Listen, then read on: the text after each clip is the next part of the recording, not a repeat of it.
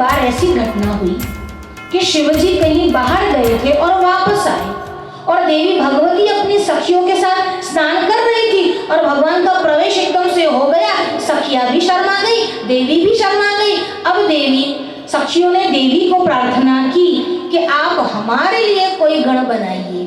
ये जो नंदिकेश्वर आदि है वो तो भगवान शंकर के गण है, हमारा कोई विशेष गण होना चाहिए।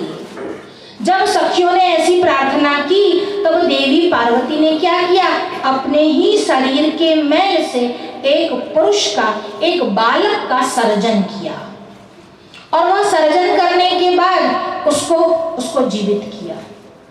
पार्वती का वह पुत्र खड़ा हो गया और कहने लगा, माताजी मुझे आज्ञा दीजिए, मैं क्या सेवा करूं। पार्वती ने कहा, एक काम करना है, हमारे महल के बाहर तुमको खड़ा रहना है, द्वार पर खड़ा रहना है, और मेरी आज्ञा के बिना कोई भी भीतर प्रवेश न कर सके, इस बात का ध्यान रखना है। कहा ठीक है। अब गणेश जी बाहर खड़े रहे, पार्वती जी अंदर स्नान कर रही है, भगवान शंकर की समाधि खुली, और समाधि खुलते ही जैसे वो पार्वती के भवन में आने लगे, बाहर द्वारपाल को देखा, कहा ये कौन है। अब भगवान शंकर तो कुछ देखते नहीं, सीधे अंदर जा रहे हैं, और हाथ में छड़ी थी। भगवान शंकर को रोका, ठहरिए, आप अंदर प्रवेश नहीं कर सकते। भगवान ने कहा, मेरे ही घर में जाने से मुझे कौन रोक रहा है। कहा तू कौन है, और ये उद्धत, तू मुझे अंदर जाने से क्यों रोक रहा है, तुझे पता नहीं ये मेरा ही घर है, भगवान शंकर हूं। आप चाहे जो भी हो, मेरी माँ ने मना किया है कि अंदर उनकी आज्ञा के बिना कोई प्रवेश ना कर सके, आप प्रवेश नहीं कर सकते। अब भगवान शंकर को क्रोध आया और कुछ बोलने के लिए जाए तो साथ में जो गण वगैरह थे उन्होंने भगवान को रोक लिया, कहा आप ठहर जाइए, हम बात करते हैं, छोटा बालक है। नंदिकेश्वर आए, समझाने लगे, नहीं समझे। ये नंदिकेश्वर कौन है, शिलाद के पुत्र है, शंकायन ऋषि हुए, उनके पुत्र शिलाद हुए, और शिलाद के पुत्र नंदीश्वर हुए, और यह जो नंदीश्वर है वो अयोनिज है।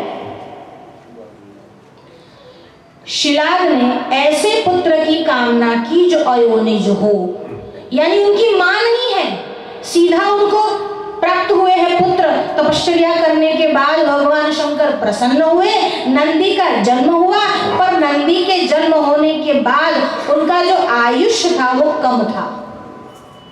जैसे मार्कंडेय ऋषि के साथ हुआ, नंदीश के साथ भी वैसा ही हुआ, उनका आयुष्य कम था। भगवान शंकर की उपासना करके पुनः दीर्घायु चिरंजीवी होने का, दीर्घायु की अमरता ही प्राप्त कर ली, और भगवान का गण बन गया। भगवान ने उसे गणनायक बना दिया। अब नंदीश्वर आते हैं और गणेश को रोकते हैं, मतलब जो पुत्र वहां पर खड़े हैं पार्वती के, उनको रोकते हैं और कहते हैं, अरे आप नहीं जानते भगवान शंकर है, ये इनका ही भवन है, उनको अंदर जाने दीजिए। गणेश नहीं माने, मना कर दिया, ये नहीं हो सकता।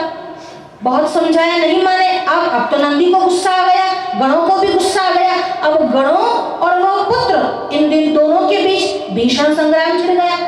बहुत संग्राम चला, पर भगवती के पुत्र को कौन हरा सकता है।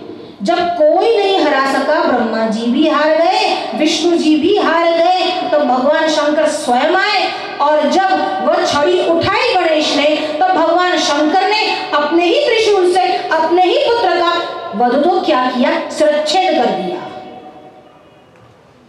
और एकदम से वो पुत्र का जो सिर था वो उछल कर पड़ा, और वहां पर वो धराशायी हुआ।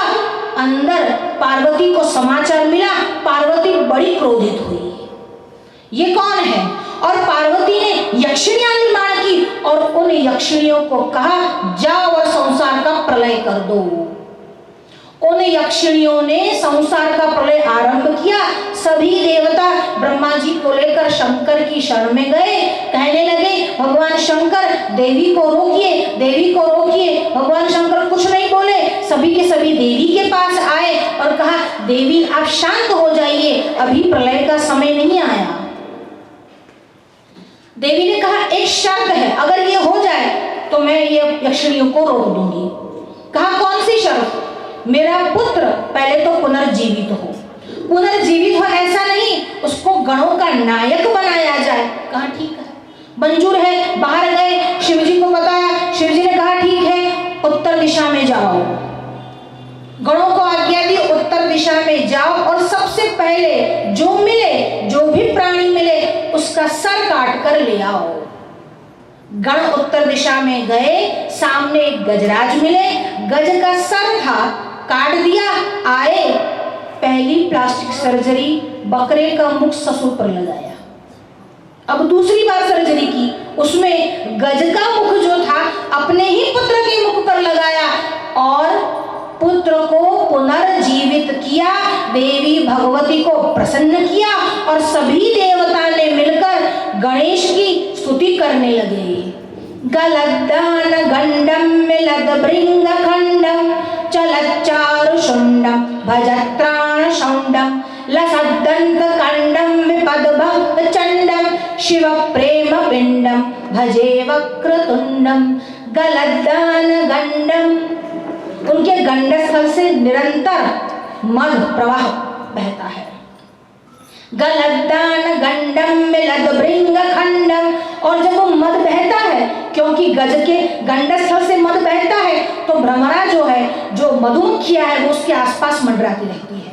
गलद्दान गंडम मिलद भृंग खंडम चलच्चारुषुंडम। अब जब वो चलते हैं तो शिंग को हिलाते हिलाते चलते हैं। चलच्चारुषुंडम भजत्राण शौंडम, और जो भजन करता है, उपासना करता है, उसके त्राण को भी हर लेते हैं। भजत्राण शौंडम लसद्दंत कंडम, उनका एक ही दांत है। लसद्दंत कंडम विपदभंग चंडम, और चंडी के पुत्र है। और विपदभंग चंडम, विपत्तियों का नाश करने वाले हैं। कौन है?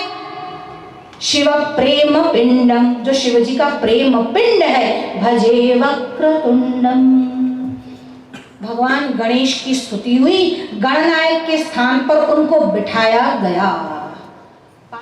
बोलिए गणपति महाराज की। गणेश शरणम शरणम गणेश, गणेश शरणम शरणम गणेश, महेश शरणम शरणम महेश, महेश शरणम शरणम महेश, गणेश शरणम शरणम गणेश, गणेश शरणम शरणम गणेश, रमेश शरणम शरणम रमेश, रमेश शरणम शरणम रमेश, गणेश शरणम शरणम गणेश, गणेश शरणम शरणम गणेश, गणेश शरणम शरणम गणेश, गणेश शरणम शरणम गणेश, सुरेश शरणम शरणम सुरेश, सुरेश शरणम शरणम सुरेश, गणेश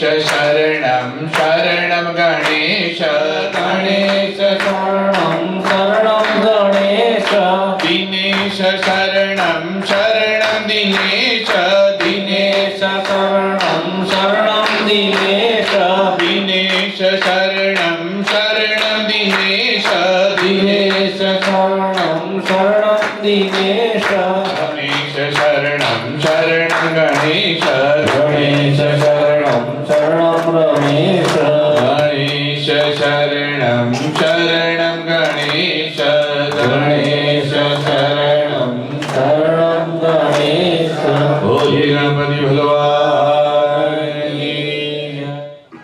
यहाँ पर गणेश का प्रादुर्भाव हुआ, प्रागट्य हुआ। वैसे गणेश का प्रागट्य होता है, गणेश तो पहले भी है, आदि गणेश तो पहले भी है।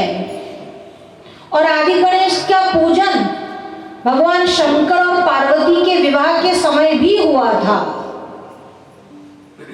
क्योंकि आदि गणेश तो है ही। हमारे जो 5 प्रमुख प्रधान देवता है, जिसको पंचायतन कहते हैं, उसमें गणेश भी है। गणेश से ही तो आरंभ है।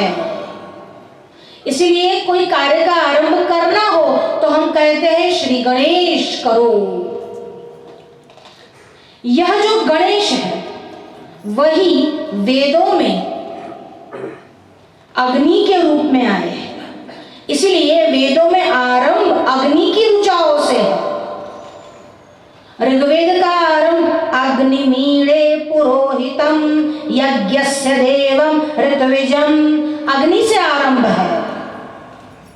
कहीं कहीं ये वाचस्पति ब्रह्मणस्पति इन नामों से भी आए हैं। फिर अथर्ववेद में तो पूरा ही गणेश अथर्व शीर्ष है। ये गणेश कौन है? विघ्न को करने वाले और विघ्न को हरने वाले दोनों हैं। इसलिए आरंभ में गणेश का स्मरण करते हैं तब विघ्न का नाश होता है, और अगर नहीं करते तो विघ्न आते। गलद्दानगण्डं मिलद्भृङ्गखण्डं चलच्चारुशुण्डं भजत्राणशौण्डं लसत्तन्तकण्डं विपद्भङ्गचण्डं शिवप्रेमपिण्डं भजे वक्रतुण्डम्।